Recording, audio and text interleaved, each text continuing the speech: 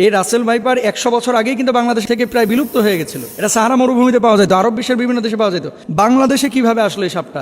সাপে কামড়াইলে বাংলাদেশে আমরা কিছু ভুল বা কুসংস্কার কাজ করে থাকি। আর কিছু সাপ আছে, আপনি জানেন কিনা, সারা পৃথিবীতে যত ধরনের সাপ আছে 80% সাপ যাদের বিষ নাই, মানুষকে কামড়াইলে মানুষের শারীরিক কোনো ক্ষতি হয় না। এবং সাপের একটা নেচার আছে, কিন্তু আপনি যতক্ষণ পর্যন্ত তারে খোঁচাখুচি না করবেন ততক্ষণ পর্যন্ত কিন্তু কামড়ায় না। খেয়াল করে দেখেন, ধরেন আপনার পাশ দিয়ে চলে যাচ্ছে, আপনাকে প্রথমে কিন্তু ছবল মারে না, এটা সাপের একটা বৈশিষ্ট্য। কিন্তু এই রাসেল ভাইপার বাংলাদেশে যেটা ছড়িয়ে পড়েছে, সাপের ব্যাপারে কিন্তু হাদিস আছে একাধিক। এবং এক্ষেত্রে আব্দুল্লাহ ইবনে ওমর রাদিয়াল্লাহু তাআলা আনহু, তিনি সাপ দেখলেই কিন্তু দৌড়ান দিতেন এবং মারতেন। আপনি বলবেন যে হুজুর কেন তিনি মারতেন? নবীজি সাল্লাল্লাহু আলাইহি ওয়াসাল্লাম এক প্রকার সাপের ব্যাপারে খুব সতর্ক করেছিলেন সাহাবীদেরকে। কোন সাপ? দেখেন, নবীজি সাল্লাল্লাহু আলাইহি ওয়াসাল্লাম সেই সাপের ব্যাপারে, আনা আয়েশা রাদিয়াল্লাহু তাআলা আনহা ক্বালাত, আমরা রাসূলুল্লাহ সাল্লাল্লাহু আলাইহি ওয়াসাল্লাম বিকতলি জিত্তুফিয়াতাইনে ফাইন্নাহু ইয়ালতামিসুল বাসার ওয়া ইউসিবুল হাবাল।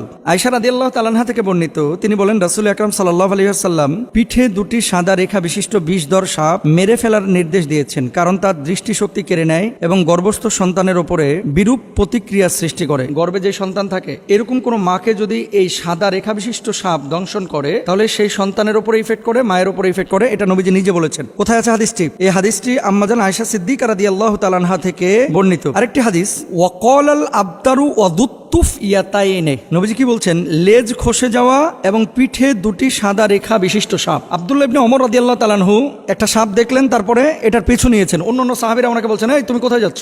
এই যে সাপ, নবীজি সাল্লাল্লাহু আলাইহি ওয়াসাল্লাম তো সাপ দেখলে মেরে ফেলতে বলেছেন, এই জন্য আমি মারার জন্য যাচ্ছি। তো সাহাবীরা বললেন, তুমি কি শোনো নাই যে ঘরে এবং ঘরের বাইরে যে সমস্ত সাপগুলা মানুষের আশপাশে থাকে, এই সাপগুলো তোমাকে দংশন না করলে, তোমার ক্ষতির কারণ না হলে তুমি তাকে হত্যা করতে পারবে না। এটা নবীজি নিজেই নিষেধ করেছেন। তাহলে কি এখান থেকে বোঝা যায় যে যেই সাপটা আপনার শরীরের জন্য ক্ষতিকর, আপনার জীবন বিনাশ করবে, সেই সাপকে আপনার হত্যা করতে হবে।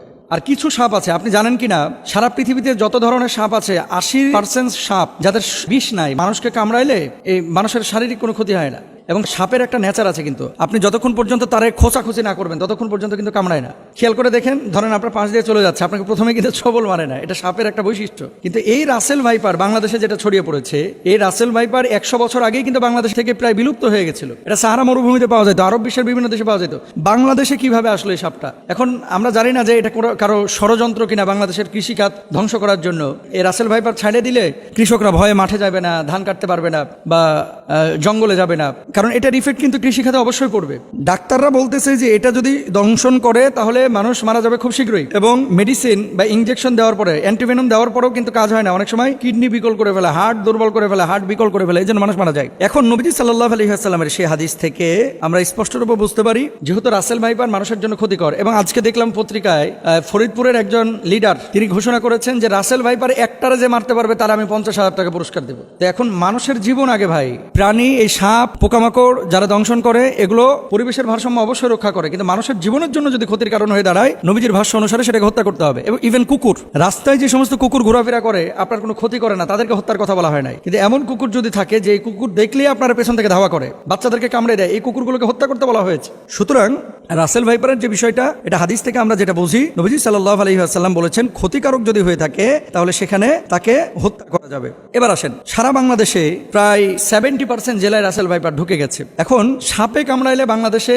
আমরা কিছু ভুল বা কুসংস্কার কাজ করে থাকি, যেগুলো আসলে চিকিৎসা বিজ্ঞানের আলোকেও অথেন্টিক না এবং কোরআন হাদিসের আলোকেও অথেন্টিক না। মনে রাখতে হবে, যখন কোনো বিষয় আপনার শারীরিকভাবে কোনো ক্ষতি করছে, প্রথমত আপনাকে কারণটা বের করতে হবে যে কি কারণে এটা হলো। সাপে কামড়াইছে, সাপে কামড়ানোর পরে এই বিষটা কিন্তু আপনার শরীরের মধ্যে ঢুকতেছে। এখন আপনি শরীরের মধ্যে বিষ ঢুকেছে, ওই জায়গাটা না বেঁধে আপনি নিয়ে গেলেন ওঝার কাছে। ওঝা কি করতেছে? ওই তদবির করতে করতে করতে করতে, আগে যেমন বাংলা সিনেমায় দেখা যাইতো, ওই যে বিন বাজাইতেছে আর কাটিয়া যেই সাপটা দংশন করছে এ আবার উড়িয়া চলে যেতেছে একেবারে। হ্যাঁ, আসার পরে ওখানে মনে করেন মুখটা দিয়ে আবার মনে করেন বিষ বাইর করে ফেলে। এগুলো মিথ্যা কথা ভাই, এগুলো কোনো ভিত্তি নাই। তবে হ্যাঁ, নবীজি সাল্লাল্লাহু আলাইহি ওয়াসাল্লামের সাহাবীরা একটা কাজ করেছিলেন, সূরা ফাতিহা পড়ে ওই জায়গাটায় থুথু লাগিয়েছিলেন, তারপরে ওটা বের হয়ে গেছিল। এর মানে এই না যে থুথু লাগাইলেই সাপের বিষ বাইরে হয়ে যাবে। কামড়াইছে রাসেল ভাইপার আর আপনি নামাজ পড়েন না, রোজা করেন না, থুথু লাগাই দিতেছেন, থুতুকে ওখানে কপ ফেললেও কিন্তু বিষ বাইর হবে না। এগুলো খেয়াল রাখতে হবে। তাহলে আপনার করণীয় কি? আপনাকে যাইতে হবে ডাক্তারের কাছে। আপনি ডাক্তারের কাছে যান, যাওয়ার পরে আপনি চিকিৎসা নেবেন। আর ওঝা, তারপরে বিন বাজানো, এই সমস্ত জিনিসগুলো অথেন্টিক যেহেতু না, যে জায়গাটায় অথেন্টিক বা কারো কাছে এমন কোনো মেডিসিন থাকলে আপনি সেই জায়গাটায় চিকিৎসা নিতে পারেন। আবার আমাকে ভুল বুঝেন না, ঝাড়ফুঁক ইসলামে কিন্তু জায়েজ, কিন্তু কবিরাজির নামে এই যে বিন বাজাইতে বাজাইতে সাপকে দৌড়ায় নিয়ে আসা। আচ্ছা ভাই, সাপ এখানে কামড়ানোর পর কি বসে থাকে? বুঝলেন কথা? ধরেন কামড়াইলো উত্তরা 10 নম্বর সেক্টরে, সাপটা 10 নম্বরে কামড়ায়া ওই ভাসতে ভাসতে ভাসতে ভাসতে রাত্রে সফর করতে করতে টঙ্গি চলে গেছে। এখন আপনি এখানে বিন বাজাইতেছেন, সাপ আছে টঙ্গিতে, উত্তরা 10 নম্বর থেকে গাড়ির আওয়াজে সাপ বিনের আওয়াজ পাইবে কিভাবে?